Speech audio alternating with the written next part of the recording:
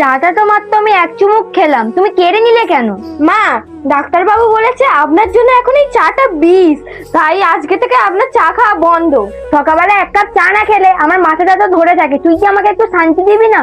একদম না, মাথা ধরলে আপনি সহ্য করে নেবেন, তবে চা আর আপনি পাবেন না।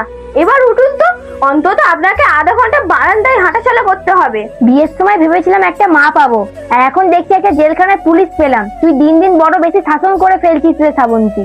নিন নিন, তাড়াতাড়ি শুরু করুন।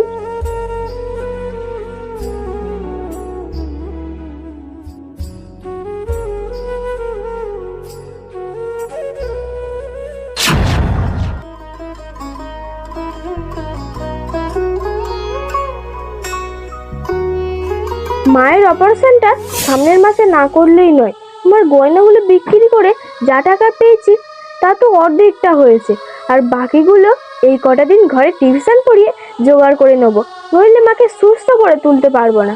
আর মা তো খালি আমার শাসনের পেছনেই পড়ে থাকে, কোনোদিনও তো আমার ভালোবাসাটা বুঝলো না। আর মা ভাবে ওনাকে খালি আমি কষ্ট দিচ্ছি।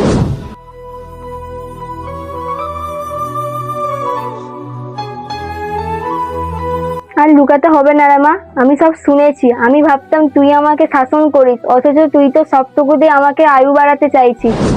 মা, আপনি তো আমার মায়ের চেয়েও বেশি, আপনাকে সুস্থ দেখা আমার বড় শান্তি। আমাকে ক্ষমা করে দিস রে মা, তোর শাসনের আড়ালে যে এত বড় ভালোবাসা আছে আমি বুঝতে পারিনি। আজ থেকে তুই শুধু আমার বৌমা নস, তুই আমার মা।